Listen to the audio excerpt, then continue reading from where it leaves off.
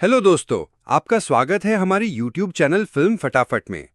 आज हम लेकर आए हैं एक और डरावनी कहानी, इंसिडियस चैप्टर 2। पिछले हिस्से का अंत एक नई शुरुआत बन गया था और अब भूत सिर्फ दिखते नहीं बल्कि बोलते भी हैं, वो भी आपके अपनों के रूप में। कहानी शुरू होती है एक फ्लैशबैक से। साल था 1986। एक छोटा सा बच्चा जॉश, उसकी माँ लॉरेन उसके लिए एक साइकिक एलिज रेनियर को बुलाती है। जॉश कहता है, एक औरत मुझे हर जगह दिखाई देती है, वो मुझे घूरती रहती है। एलिज जॉश को हिप्नोसिस में भेजती है। कमरे में एक ठंडा सन्नाटा छा जाता है। जॉश आंखें बंद करता है और धीरे से कहता है, वो यहाँ है, वो मुझे घूर रही है। एलिज और लॉरेन का चेहरा सफेद पड़ जाता है। जॉश की फोटो देखी जाती है। उसके पीछे एक धुंधली औरत ब्राइडल ड्रेस में, चेहरा अंधेरों में छुपा हुआ। एलिस कहती है, हमें इस लड़के की यादें दबानी होंगी, वरना भूत इसका पीछा नहीं छोड़ेगा। वापस वर्तमान में जॉश की फैमिली रेनाई और उनके बच्चे नए घर में शिफ्ट हो चुके हैं, पर घर में अब भी कुछ ठीक नहीं लग रहा। पिछली फिल्म के अंत में एलिस की मौत हो गई थी, गला घोंट दिया गया था और शक गया था जॉश पर, क्योंकि वो उसके साथ अकेला था। पुलिस रेनाई से पूछताछ करती है, आखिरी बार एलिस को किसने देखा था? रेनाई घबराई हुई कहती है, जॉश। लेकिन जॉश अब बदल चुका है। उसकी आंखों में रोशनी नहीं, बेजान मुस्कान और एक अजीब सी खामोशी।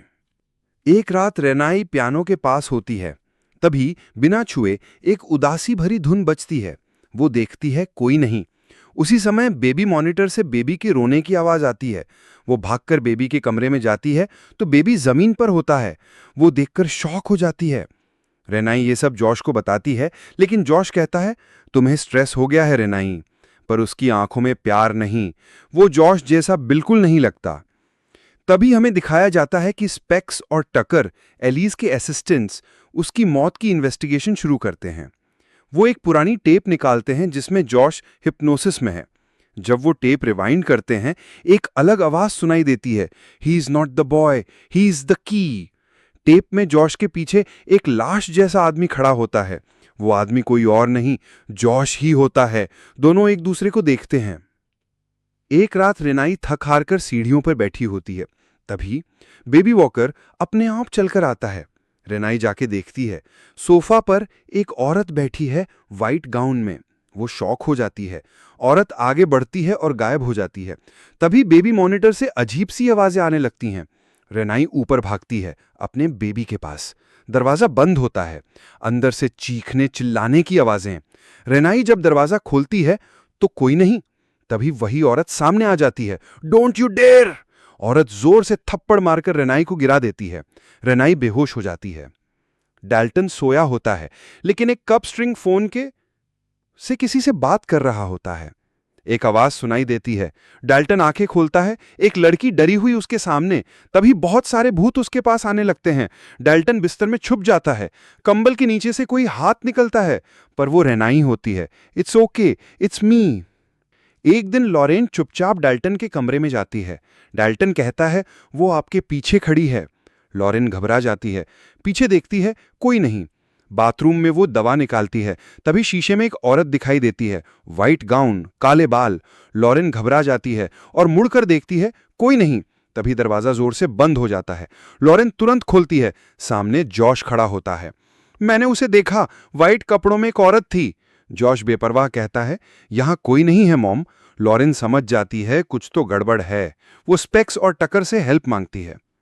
स्पेक्स, टकर और लॉरेन मिलकर जाते हैं लॉरेन के बचपन के दोस्त कार्ल के पास, जो एक और साइकिक है। कार्ल हिप्नोसिस के जरिए जानता है जॉश के अंदर एक भूत है।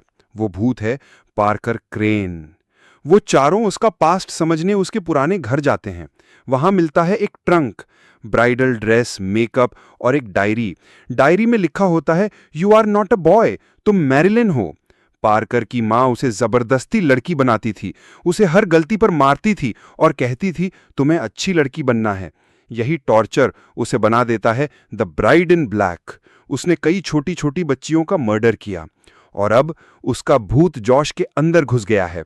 असली जॉश अभी भी द फर्दर में फंसा हुआ है। कार्ल, स्पेक्स और टकर मिलकर एक प्लान बनाते हैं जॉश को काबू करने का। कार्ल जॉश के घर जाता है। वहां उससे थोड़ी बात करने के बाद पता चलता है जॉश के हाथ में चाकू है। वो कार्ल को मार देता है। कार्ल अब द फर्दर में है। वहां उसकी मुलाकात होती है असली जॉश से, जो द फर्दर में फंसा हुआ है। कार्ल कहता है, तुम्हें यहां से निकलना होगा, नहीं तो वो तुम्हारे फैमिली को मार देगा। उसके लिए हमें सबसे पहले एलिस को ढूंढना होगा। तभी जॉश पे कोई अटैक कर देता है। एलिस एक रोशनी का झटका देकर उस रूह को पीछे धकेलती है। एलिस, जो अब रूह के रूप में है, जॉश से कहती है, तुम्हारा शरीर किसी और के पास है जॉश, तुम वापस जा सकते हो। जॉश का एस्ट्रल फॉर्म अपने शरीर की तरफ लौटने लगता है। साथ ही एलिस उसे गाइड भी करती है।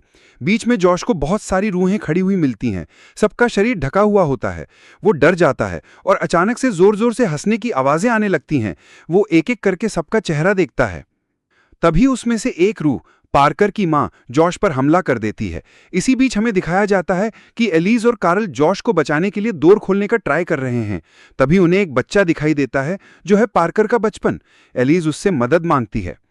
इसी बीच हमें दिखाया जाता है जॉश, जिसके अंदर पार्कर का भूत है। वो रेनाई और लॉरेन को मारना चाहता है। वो रेनाई का गला दबाता है। तभी रेनाई का बड़ा बेटा डाल्टन आके जॉश के सर पर मार के उसे छुड़ाता है। रेनाई अपने दोनों बच्चों के साथ भागती है और तहखाने में जाके छुप जाती है। तभी डाल्टन एक कोने में जाके बैठ जाता है और वो कप स्ट्रिंग को पकड़ के द फर्दर में चला जाता है। यहां हमें समझ नहीं आता कि डाल्टन ने ऐसा क्यों किया। जॉश बहुत कोशिश करता है दरवाजा तोड़ने का और आखिर में जॉश दरवाजा तोड़ देता है। अब वो रेनाई को नहीं छोड़ेगा। तभी वो देखता है कि डाल्टन एक कोने में बैठा है, लेकिन उसकी रूह वहां नहीं है। वो उसको मारने के लिए आगे बढ़ता है। जब वो उसे मारने वाला ही होता है, तभी एलिस, जो द फर्दर में थी, वो दरवाजा खोल देती है और पार्कर की मां को चेयर से मार देती है, जिससे उसकी यादें मिट जाती हैं। इसी से जॉश, जो डाल्टन को मारने वाला है, वो भी बेहाल हो जाता है। अब एलिस जॉश और कार्ल को बोलती है, तुम जाओ, जल्दी जाओ, नहीं तो ये जगह बंद हो जाएगी। वो दोनों भागते हैं। बहुत सारी आत्माएं उनका रास्ता रोकती हैं। ऐसे लगता है अब वो फंस चुके हैं। तभी आवाज आती है, डैडी, डैडी। ये डाल्टन होता है। यहां हमें समझ आता है कि डाल्टन फिर से द फर्दर में क्यों गया था। वो अपना डैडी को बचाने गया था। जॉश पूछता है, तू यहां कैसे? तो वो बताता है कि वो उनको बचाने आया है। अब डाल्टन और जॉश दोनों को होश आ जाता है। बच्चे जॉश को गले लगा लेते हैं, लेकिन रेनाई को अभी भी यकीन नहीं होता कि ये उसका जॉश है। जॉश बोलता है, बेबी, इट्स मी। ये सुन के रेनाई को यकीन हो जाता है कि नहीं, और उसकी आंखों में आंसू आ जाते हैं और वो उसे गले लगा लेती है। अब कार्ल जॉश और डाल्टन की पुरानी यादें मिटा देता है। कुछ महीने बाद स्पेक्स और टकर एक नए केस पे जाते हैं। एक छोटी लड़की जो बहरी है, पर उसके आसपास कुछ अजीब होता है। उसकी मां कहती है वो किसी और से बात करती है जो यहां नहीं है। तभी एक रूह, एलिस, वापस दिखाई देती है। उसे कुछ दिखाई देता है और वो शॉक में कहती है, ओ माय गॉड, इसका मतलब अभी सब कुछ खत्म नहीं हुआ। आई होप आपको ये कहानी पसंद आई होगी। अगर पसंद आई हो तो वीडियो को लाइक करें, चैनल फिल्म फटाफट को सब्सक्राइब करें और कमेंट में बताएं कि आप नेक्स्ट मूवी कौन सी देखना चाहेंगे। धन्यवाद।